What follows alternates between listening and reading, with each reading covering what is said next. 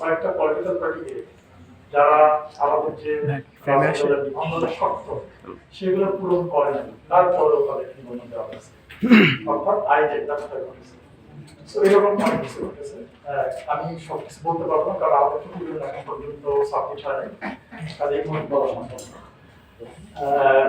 আর কয়েকটা জিনিস, আমি একটা জিনিস এটা চলে আসছে নাগরিক ব্যাপারটা, কিন্তু আমি শুধু একটা ভ্যালু একটা বলি, যেটা একটুখানি দেবকে ভট্টাচার্য বলেছেন যে নাগরটা এখন যেভাবে হয়েছে এটা ইউনিভার্সাল করা হয়নি, বাট আমাদের সবাই সাথে ইউনিভার্সাল করা এটা কেন দরকার ছিল? ধরেন যে আমি একটা আসনের ভোটার, এখানে 5 জন প্রার্থী আছে, আমার 5 জনকে একজনের পছন্দ না হয় তখন আমি কাকে ভোট দেবো? সো এটা আমার রাইট, ভোটটা দেওয়া রাইট। সো আমি 5 জনকে রিফিউজ করবো, আমাকে ভোট দিতে হবে। সো এই জিনিসটা না করাটা আমি খুব খুব মানে এটাকে ভালো দেখছি না। আর একটা উদাহরণ আপনাদের দিই, এই যে 1% যে স্বতন্ত্র প্রার্থীরা যদি 1% দিয়ে থাকে, এটা আমি তদন্ত কমিশনের কার্যক্রম করতে গিয়ে দেখলাম কোন একটা আসনের নাম বলি, সেখানে বিনা প্রতিদ্বন্দ্বিতা নির্বাচন হয়েছিল 2014 সালে। মানে প্রথমে 5 জন প্রার্থী মনোনয়নপত্র জমা দেন, তারপরে বাছাই করার সময় একজনকে রেখে বাকি 4 জনের এই যারা স্বতন্ত্র প্রার্থী ছিলেন তাদের মতে এবং বলা হয়েছিল যে আপনারা স্বাক্ষর নিয়েছেন, স্বাক্ষরগুলো সঠিক না, এটা ফেক ভোটারের স্বাক্ষর নিয়েছেন। এবং ওনারা তখন চ্যালেঞ্জ করেছিলেন, চ্যালেঞ্জ করার আগে যে চ্যালেঞ্জ করে লাভ হবে, আপনারা অন্য জায়গায় চ্যালেঞ্জ করে লাভ হবে। এইভাবে এই ইলেকশনটাকে বিনা প্রতিদ্বন্দ্বিতা নির্বাচন করা হয়েছিল 2014 সালে। একটা আসার একটা উদাহরণ। এখন এই যে সুপারিশ মালা, আমি তো এটা নিয়ে বলবো, যদি বেশিরভাগই বলা হয়ে গেছে, আমার কাছে খুব নতুন তথ্য নাই। তারপরে একটু আমি বলবো, আমরা বোধহয় একটুখানি ভুল করে দিচ্ছি, এটা আমাদের সাংবাদিক সায়েন্স সেকশনে বলেছে। এই যে আরপিওটা যখন খসড়া করা হবে এই নতুন কমিশনের আন্ডারে, এই ডায়ালগটা তখন করা হয়েছে, এটা একটা মারাত্মক মিস্টেক আমাদের, এটা খুব ইম্পর্টেন্ট। আর দ্বিতীয়ত যে সমস্যাটা আমি খেয়াল করেছি সেটা হলো, আমি কয়েকটা টেলিভিশনে বিষয় বলেছিলাম যে সরকার, ইলেকশন কমিশন এবং সংস্কার কমিশন বা ঐক্যমত কমিশন যেটা বলি, তাদের মধ্যে একজন সমন্বয় জমা ছিল।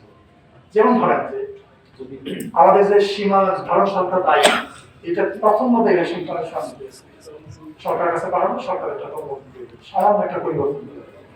অথচ আমরা সংস্কার কমিশন থেকে এই যে সীমানা সংক্রান্ত আইন, এটা নতুন আইন তৈরি করে দিয়েছি, খুব বিস্তারিত, এবং এটার জন্য ইন্টারন্যাশনাল স্ট্যান্ডার্ড আছে, স্ট্যান্ডার্ড ধরে ধরে আমরা কাজটা করার চেষ্টা করছি, বাট তার কোনো কিছু ডিভিশনে আসে না।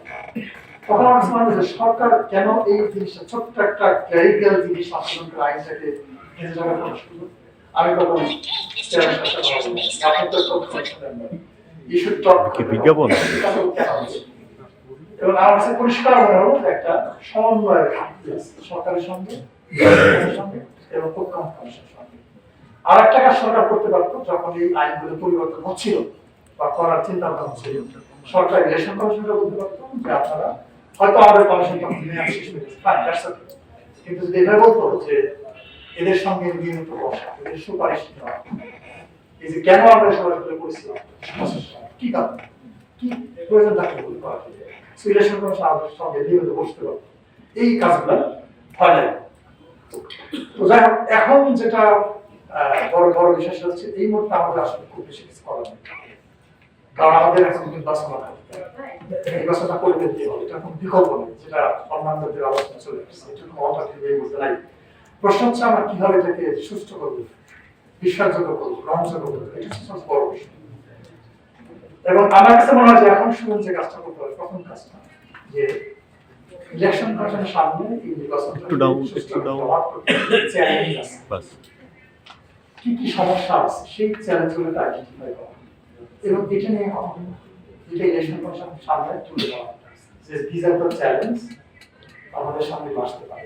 যেমন আমি যদি ছোট্ট করে একটা জিনিস বলি, আমাদের কথা সবাই জানে যে আগামী যে নির্বাচন হবে দুটো করছে, গণভোট এবং জাতীয় সংসদ, তার মানে আমি এখানে ভোটার দুটো করতে, তাই না? 2008-এ যদি আমরা ফিরে যাই, 2008-এ 80% মানুষ, 80%-এর বেশি ভোটার কার্ড হয়েছিল এবং 7,53,00,000-এর মতো ভোটার ভোট দিয়েছিল। তাদের ভোটটা কাউন্ট করতে একটা ভোট, তাদের ভোট কাউন্ট করতে সময় লেগেছিল পরের দিন সকালে।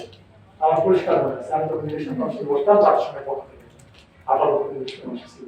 পরের দিন সকাল পর্যন্ত লেগেছিল এই ভোটগুলো গণনা করতে। এখন এবার আমাদের ভোটার সংখ্যা 12 লাখ। যদি 80% ভোটার ভোট দেয় তাহলে 10 কোটির বেশি ভোটার ভোট দেবে, তার মানে 20 কোটি ব্যালট কাউন্ট করতে হবে।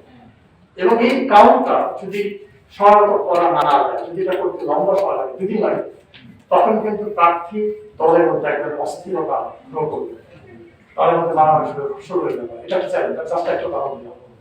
তো সুজন এখন এই কাজগুলো, যে চ্যালেঞ্জগুলো সাথে আর হলো আরেকটা কাজ করতে পারে যে এই যে আইন যা সতর্ক আছে এটার বাস্তবায়ন ঠিক মতো হচ্ছে। এই যে হলো প্ল্যান, এটা নিয়ে সুজন অনেক বছর যাবত কাজ করছে, এটা নিয়ে তারা প্রকাশ করতে পারে এই কাজটা ঠিক মতো হচ্ছে। তারপরে আচরণ বিধিমালা, এটা নিয়ে অনেক প্রশ্ন উঠেছে, অনেক কথা হচ্ছে। এই যে নির্বাচনের দায়ের কথা বলছে, এটা ঠিক মতো হচ্ছে, এটা মনিটরিং কথা। আমি গণভোটের কথা বললাম। এবং এই যে জিনিসটা বড়দা সাহেব বললেন যে টেবিল হাত শুরু হয়েছে, আমি নিজেও খুব সারপ্রাইজড।